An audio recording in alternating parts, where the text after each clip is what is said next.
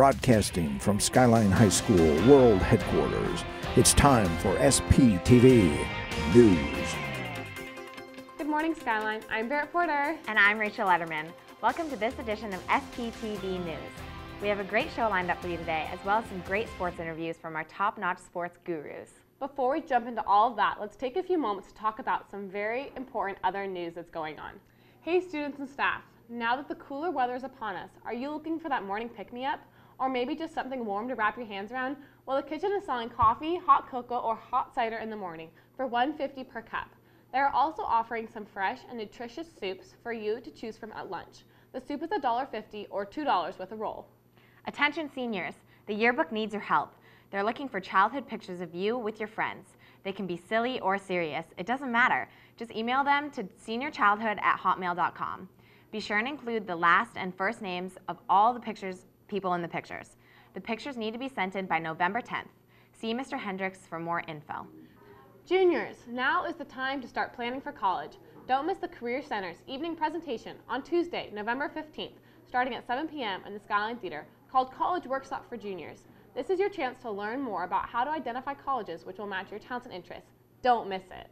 Well, now it's time to see what our very own sports guru has been doing all week. What do you have for us, Ryan? Rachel, I have some fantastic stuff this week. We have a ton of sports to go over today, so let's get started. Last Friday, we had a tough time against Eastlake in football as we lost 28-21.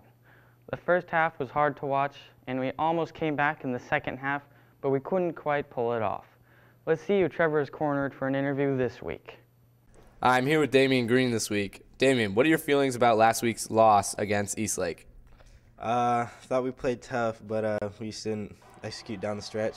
So got to get it done next week. So the defense really stepped it up in the second half with 0 points given up. What did the defense do that made them step up? We just played discipline, did what we were supposed to do. That's about it. What is the team doing to prepare for next week's game? We're just bringing the intensity, playing fast, and just getting after him from the very first play. Why are you wearing that hat? Why aren't you? Back to you. Thanks, guys. Well, I, for one, am up for tomorrow's game against Roosevelt, and I'm looking forward to seeing the fire in our team's eyes again. Good luck tomorrow, guys. Well, we have a whole pile of great news on the sporting front here at Skyline this fall. For one, our soccer girls are tearing up the fields wherever they play. They are going up against our arch rival Issaquah for the Kinko Championship on Tuesday, November 1st. We caught up with Coach Brayman to see what he was thinking. All right, with a win over Redmond High School on Tuesday, 1-0, we earned the right to host the Kinko Championship game, and that's next Tuesday. We're hoping all of you Spartans will come out and support the girls as we host the game against Issaquah High School, our league rival and a team we enjoy playing very much. A win in the Kinko Championship gives us the opportunity to host a state playoff game. There's 16 teams in the state playoffs, and we know we're one of them. It's just a matter of earning that opportunity to host that first round game. A win over Issaquah High School gives us that chance, and we're excited for that opportunity and really glad that we get to play the Kinko Championship at home. Come out and support your Lady Spartans as we take on Issaquah High School. Thanks, Coach. Well, Coach Brayman is not the only coach who is sporting a winning team. Our women's varsity volleyball team has been smoking their opponents every time they take to the court as well this season.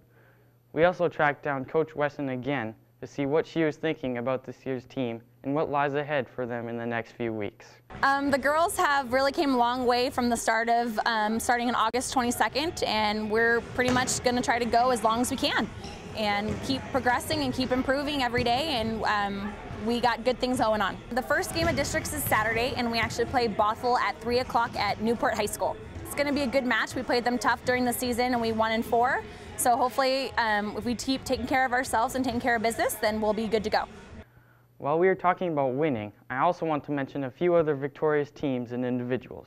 Both our women's and men's cross-country teams are advancing to districts tomorrow at Lincoln Park.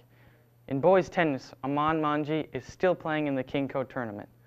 If he continues to win, and by that I mean when he wins, he will be in the state tournament that takes place in the spring. Still keeping with the winning theme, we have a couple of golfers who are never in the rough. In fact, they've had such a great season that Kelly Sullivan and Brian Mogg have qualified for state. The state tournament for these folks will also be held in the spring.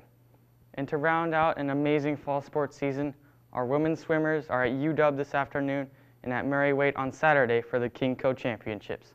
The state qualifiers are Katie Kinnear, Megan O'Keefe, Maria Volodkavich, Andy Scarcello, Stephanie Munoz, Sarah Elrikin, and Yui Umezawa. All I can say after those impressive stats is go Spartans! Thanks, Ryan. I agree. All our sports teams rocked it this fall. Hey, do you make movies and you're looking for a film festival to put them in? NIFTY is the largest and most influential youth film festival in the world, and they're accepting entries now. In 2011, we screened 225 amazing films from the best youth filmmakers, representing 40 states and 20 countries. NIFTY 2012 will be even bigger, with over 10,000 expecting to attend. See Mr. Palmer for details. Well, Rachel, it's time to see what the answer was for our question of the week. Last week I found out that Misa's favorite actress is Audrey Hepburn. So who is yours? Well, I think I'll tell you in a minute. Let me see what some of you thought first, just in case I change my mind. Kunte Kinte. Johnny Depp. Channing Tatum. Chris Tucker. Sonny Chiba. Riley Griffiths. Jessica Alba. Tanner Hall.